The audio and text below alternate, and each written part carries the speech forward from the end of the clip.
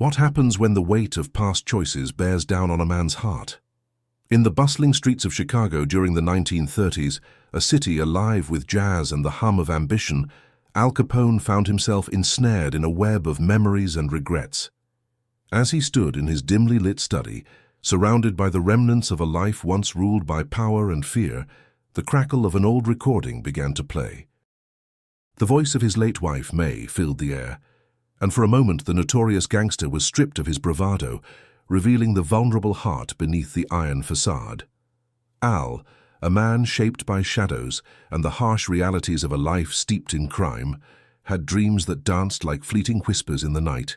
He longed for a world where love could flourish, a world untouched by the violence that had defined him. Yet as he listened to May's sweet voice, he was reminded of the fragility of those dreams. Her laughter echoed through the silence, a haunting reminder of the warmth he had lost amidst the cold steel of betrayal and the harshness of his existence. In a world where every man was either predator or prey, Al found himself yearning for redemption, a chance to rewrite his narrative. The streets of Chicago were alive with both the promise of opportunity and the threat of danger. The Great Depression had cast a long shadow over the nation, and desperation had turned many men into ghosts of their former selves. In this hostile environment, Al navigated a maze of rival gangs, law enforcement on his tail, and the constant threat of violence lurking in every alley. The city was a battlefield, and Al had fought tooth and nail to carve out a space for himself, but with every victory came the haunting specter of loss. Each day was a new fight, and the stakes grew higher as he climbed the treacherous ladder of power. Amidst this turmoil, Al's greatest conflict emerged, not from the rival gangsters who sought to eliminate him, but from within himself. The recording of May brought forth a flood of emotions he had long buried beneath a hardened exterior. It was a testament to the love they had shared, a love that felt like a distant memory now, overshadowed by his choices. As he listened, tears streamed down his face, a rare vulnerability surfacing in a man known for his ruthless demeanor. The weight of guilt pressed heavily on him, forcing him to confront the reality that his empire, built on fear and bloodshed, had come at a devastating cost. Emotional turmoil raged within Al as he grappled with the ghosts of his past. How could he reconcile the man he had become with the husband he had once been?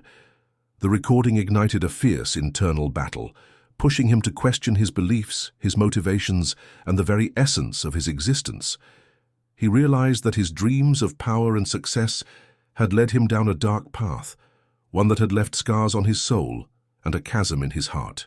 The emotional weight of his choices threatened to crush him, igniting a desire to seek change, not just for himself, but for the memory of May and the legacy he wished to leave behind.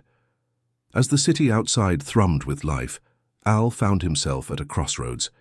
He could continue down the path of destruction or strive for a new beginning, one where he could redefine himself and honor May's memory.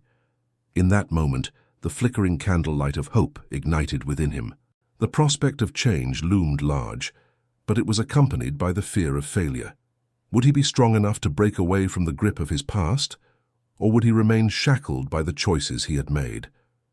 Al Capone stood at the precipice of a monumental decision, caught between the life he had built and the man he wished to become.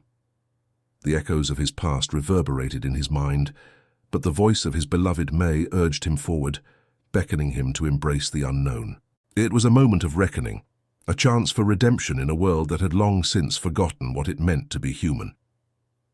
As the recording faded into silence, Al felt a renewed sense of purpose stirring within him, a flicker of hope that perhaps, just perhaps, he could reclaim the love that had once defined him and emerge from the shadows that threatened to consume him. As the echoes of May's voice faded into the shadows of Al Capone's study, the weight of his past pressed down more heavily than ever. He was acutely aware that the allure of redemption was fraught with challenges that tested not only his resolve, but also his very identity. The city outside was a living organism, pulsating with ambition and despair, and Al found himself suffocated by the specter of his decisions. With the glimmer of hope igniting within him, doubt soon crept in, whispering insidious thoughts that questioned his ability to change. Al's first test emerged almost immediately. Word on the street was that rival gangsters were plotting to take him down, sensing a crack in his once impenetrable armor. He had built his empire through fear, but now, as he pondered a new path, it felt as if the very foundations were crumbling beneath him. His trusted lieutenant, Frankie, a wiry man with a penchant for violence, eyed Al with suspicion. Frankie had always thrived in chaos, but Al's newfound vulnerability unsettled him. "Boss," he said, voice low, "you can't go soft on us. We need to strike first before they get the chance." The tension between them crackled like static, Al feeling the weight of Frankie's loyalty and aggression. The man who had once been a source of strength now represented a looming threat to his burgeoning aspirations for change. Al's heart raced. The dichotomy of his desires and the expectations of his men pressed against him. Could he truly step away from the life he had led without losing everything? In the days that followed, Al's struggles deepened. He began to reach out to those in the community he had long exploited, seeking to understand the lives he had impacted. It was a disorienting experience, one that forced him to confront the humanity he had long ignored. He met Clara, a single mother struggling to support her children amidst the ravages of the Great Depression. The resilience in her eyes pierced through his hardened exterior, igniting a spark of empathy he had thought extinguished. Yet every act of kindness he attempted felt overshadowed by his past. Clara was wary of Al, her initial distrust evident in her crossed arms and narrowed gaze. "You think a few charity donations will erase the damage you've done?" she challenged during one of their tense encounters. Her words stung, holding a mirror to the man he had been. Al felt the weight of her accusation, the truth of it spiraling within him, forcing him to confront the consequences of his actions. As their interactions continued, Al recognized the complexity of their relationship. Clara was both an ally and a reminder of the path he had to navigate. He found himself drawn to her strength, yet the chasm of their pasts loomed large. With every attempt to help her, he faced resistance, not only from her, but from those who knew his reputation. The hostility of the community towards him served as a constant reminder that redemption was not merely a desire, but a battle against deeply ingrained prejudices. Yet, amidst these challenges, small victories began to emerge.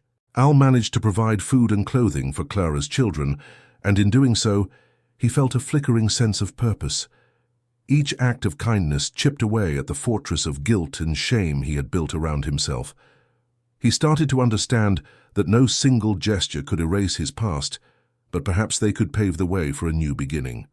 However, the shadows of betrayal were never far behind. Rumors began to circulate that Frankie, feeling threatened by Al's shift in focus, was conspiring with rival gangs to undermine him. Al's instincts screamed that he could not trust Frankie any longer, but the thought of confronting his former ally filled him with dread. The loyalty he had fought to cultivate now felt like a noose tightening around his neck. It was a reminder that the journey toward redemption was fraught with peril, and he was acutely aware that failure could cost him everything he had begun to build. In moments of solitude, Al wrestled with his fears, his mind a battlefield. Could he truly let go of the violent life that had defined him? The thought of betrayal weighed heavily on him, and for the first time he felt the full force of his vulnerability. He was no longer just Al Capone, the infamous gangster. He was a man wrestling with the ghosts of his choices and the hope for a better future. The question of survival loomed large. How could he navigate the treacherous waters of his past while forging a new identity? As the tension mounted, Al realized that his journey was not just about seeking redemption, but also about understanding the complexities of trust and loyalty. In a world where betrayal lurked in every corner, he had to confront the very essence of what it meant to be human. With Clara's strength and the specter of Frankie's betrayal looming, Al stood at a crossroads, teetering on the edge of his past and the uncertain promise of a new beginning. This was not merely a fight for power, it was a fight for his soul. As Al Capone navigated the turbulent waters of his transformation, new challenges emerged, tightening the noose of his precarious situation. The whispers of betrayal from Frankie grew louder, the tension within the gang palpable. Al had once relied on Frankie's unyielding loyalty, but now that very loyalty felt like a double-edged sword. Frankie was not merely a loyal soldier, he was a wolf in sheep's clothing, sensing Al's moment of vulnerability and plotting to seize power for himself. One evening, As Al was returning from a community meeting, he found a note pinned to his office door. The message was clear. "Your time is up, Capone. Step down or face the consequences." The threat sent a shiver down his spine. It was not just the rival gangs he had to worry about. It was his own inner circle that threatened to unravel the fragile threads of his redemption. The stakes were escalating, and Al could feel the pressure mounting like a vice around his chest. In the days that followed, the stress of his dual existence began to take a toll on Al's health. He was plagued by insomnia, haunted by nightmares of the lives he had destroyed.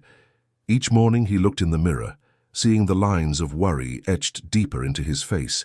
His body, once a vessel of power and intimidation, now felt weak and weary. The weight of his past actions bore down on him, and the flicker of hope he had found in his attempts to change began to dim. Clara, ever perceptive, noticed the shift in Al. During one of their meetings, she confronted him. "You're not the man you're trying to be, Al. You're a ghost of your former self, haunted by choices you can't undo." Her words struck him hard, and for a moment he wanted to lash out, to remind her of the power he once wielded. But instead, he felt the sting of truth, the reality of his situation settling heavily on his shoulders. "Every time I try to do something good, the past pulls me back. I don't know how to escape it," he admitted, his voice barely above a whisper. Clara's expression softened, revealing a glimpse of understanding. She had faced her own demons, and in her struggle, he found a flicker of inspiration. However, the specter of Frankie and the rival gangs loomed larger than ever, threatening to drag him back into the abyss. As Al attempted to build trust with Clara, he found himself increasingly isolated from his gang. His attempts at kindness were met with skepticism, and whispers of betrayal grew louder in the shadows. Frankie's influence seemed to seep through the cracks, and soon Al's men were divided. Some followed Frankie's lead, believing their boss had gone soft, while others remained loyal, confused by Al's newfound empathy. In a desperate bid to solidify his leadership, Al organized a meeting with the gang, intending to quell the murmurs of dissent. The atmosphere was charged with tension as Al faced his men, his heart pounding in his chest. "I understand the risks," he started, forcing confidence into his voice, "but we can build something better. I want to protect our community, not just control it." The collective scoff was deafening. Frankie stepped forward, his smirk mocking. "You think we're going to trust you after all you've done? You're a coward, Al, and cowards don't lead." The insidious words struck at the core of Al's self-doubt. The once indomitable figure of Al Capone felt himself wavering, standing on the precipice of failure. In that moment, he realized that the path to redemption was not just about changing his actions, but was also about confronting the demons of his past, both within himself and among those he had once called allies. That night, Al found himself at a crossroads. Torn between the loyalty he had cultivated and the new path he wished to forge, he faced a critical decision. He could either double down on his old ways, using fear to maintain control, or risk everything he had begun to build by confronting Frankie and the rival gangs directly. The emotional turmoil left Al exhausted. He could feel the weight of Clara's expectations pressing upon him, the judgment of his former allies, and the encroaching threat from the streets. But in that chaos, he felt a flicker of resolve. If he was to truly change, he needed to confront both Frankie and the ghosts of his past. As dawn broke, Al made a decision. He would call a meeting with both Frankie and Clara, forcing the two worlds he straddled to collide. It was time to face the music, to confront his past, and to reveal the man he aspired to be. The path ahead was fraught with peril, but in that moment of clarity, Al understood that the greatest risk was not in facing his enemies, but in failing to become the man he wanted to be. It was a gamble, but the stakes were his soul, and he was determined to fight for it. As Al sat at his desk, the weight of the world pressing down on him, he received an unexpected visitor. Clara had arranged for a community meeting that would challenge him in ways he hadn't anticipated. The local residents, once fearful and subdued, were now ready to voice their grievances, emboldened by the hope he had ignited. They were tired of living under the threat of violence and crime, and they saw in Al a flicker of change, a chance for a new beginning. But as he arrived, Al sensed the tension in the air. The room was packed, filled with familiar faces twisted in anger and frustration. They had gathered not just to discuss their hopes, but to confront the reality of living under his rule. Clara stood at the front, her expression a mix of determination and concern. As Al stepped forward, the anger of the community washed over him like a tidal wave, drowning out his previous confidence. "Capone!" a voice shouted from the back. "You've made our lives hell! We want to know what you're going to do to fix it." The question cut deep. Al felt the color drain from his face as waves of shame crashed over him. In that moment, he realized that he had been trying to build a new life without reckoning with the destruction he had caused.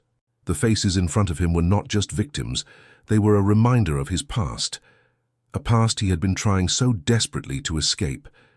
The emotional turmoil that followed was overwhelming. Al's heart raced as he struggled to find the right words.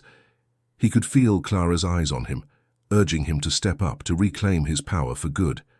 I want to change," he stammered, the weight of his past making it difficult to speak. "But I cannot do it alone. I need your help." A murmur rippled through the crowd, skepticism mixed with curiosity. Al's admission had cracked the veneer of his hardened exterior. For the first time, he was vulnerable, laying bare the turmoil within him. He was no longer the feared gangster, but a man seeking redemption, a man who recognized the pain he had caused. Just as he thought he might gain their trust, Frankie burst into the meeting, flanked by a few of his loyal thugs.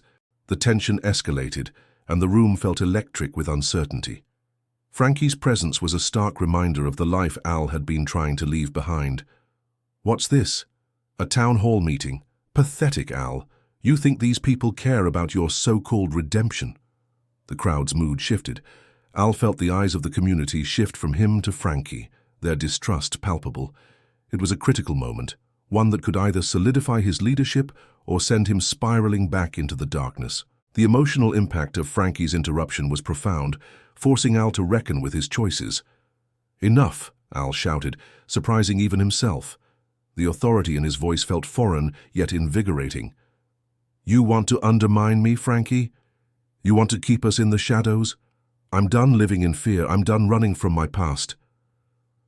A hush fell over the room. The community watched as Al stood tall, a stark contrast to the man they had come to fear. For the first time, he felt the weight of their expectations transform into a source of strength rather than a burden. In that moment, Al realized that he was not just fighting for himself, but for the very souls he had wronged. The confrontation with Frankie ignited a spark within him. Al understood that embracing his vulnerability was not a sign of weakness, but the first step toward true leadership. He had been given an opportunity to redefine himself, to forge a new path that acknowledged his past while striving for a better future. As the meeting progressed, the community began to rally around him, their voices rising in support. Al could feel the tide turning, a collective desire for something greater than fear and violence. The confrontation forced him to face the reality of his choices and the power of his potential to change. In that pivotal moment, Al recognized that the greatest threat was not from Frankie or the rival gangs, but from within, his own fears and insecurities. The path ahead was daunting, filled with challenges that seemed insurmountable. But he had made a choice, to confront his past and fight for a new future. The stakes had never been higher, but in the eyes of the community, Al found a renewed sense of purpose. The climax of his journey was just beginning. As Al stood before the crowd, the air thick with tension, he felt the weight of his choices pressing down on him like a vice. Frankie's looming presence was a stark reminder of the world he was trying to escape. Yet it also crystallized the challenge he faced, proving that he was more than just a product of his past.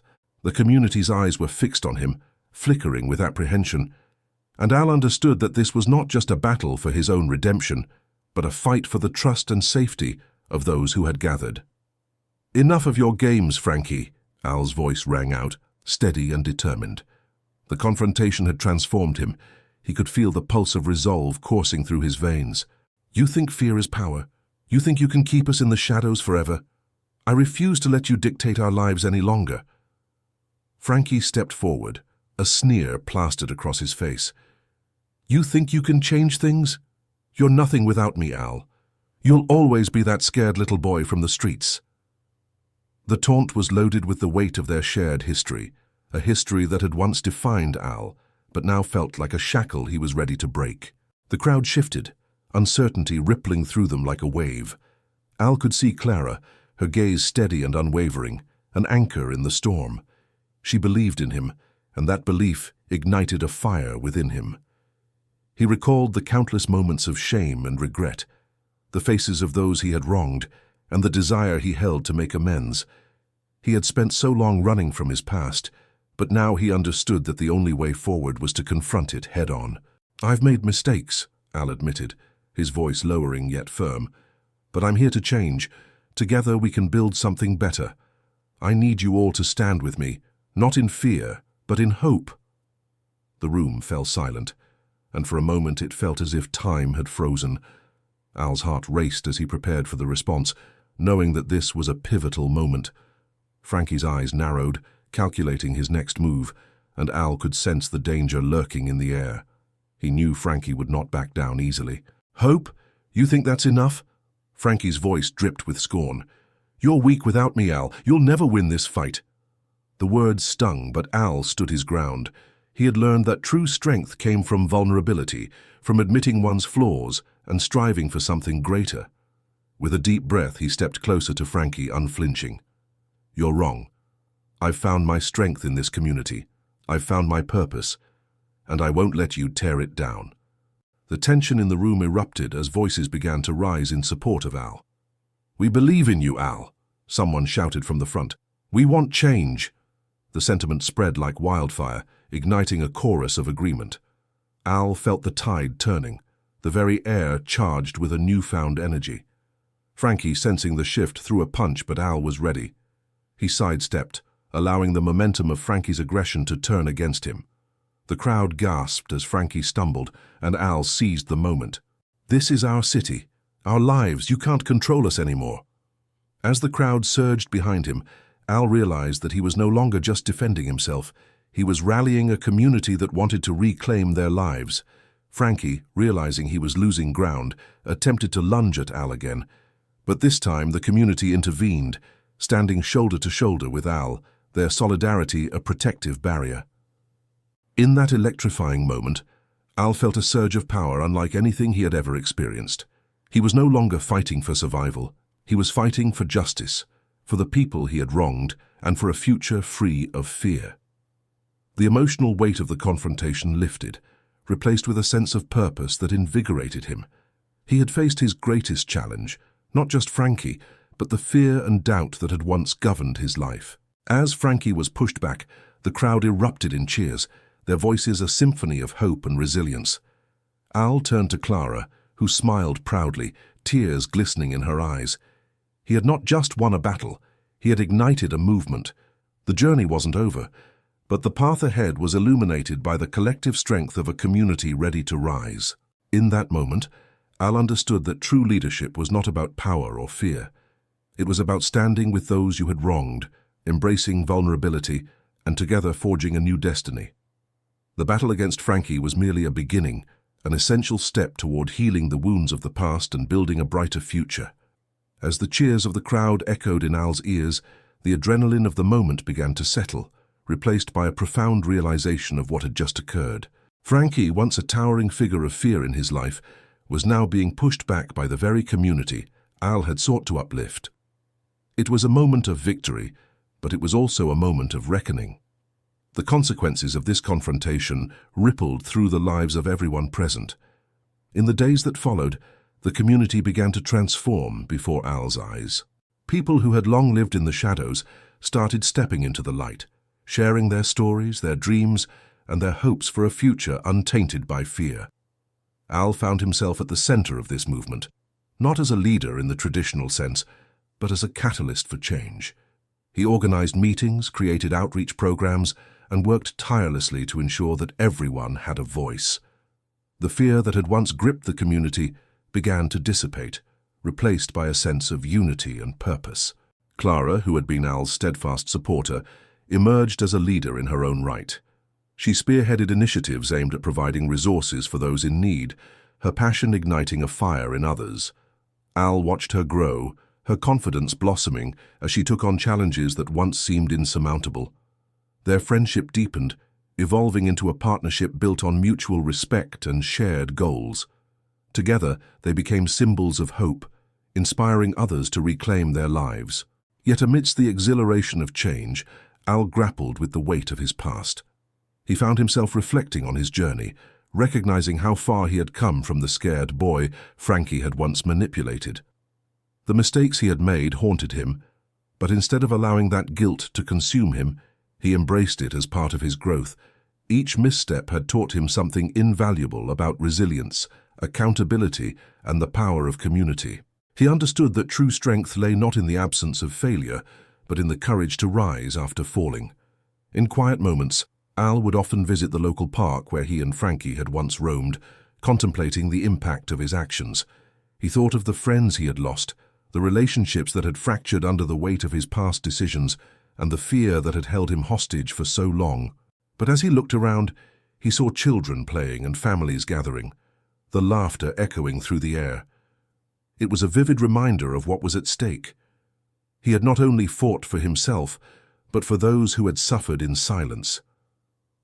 As the community's movement gained momentum, Frankie became increasingly desperate. He attempted to undermine Al's efforts through intimidation and threats, but each time he was met with the unwavering resolve of the people Al had helped rally.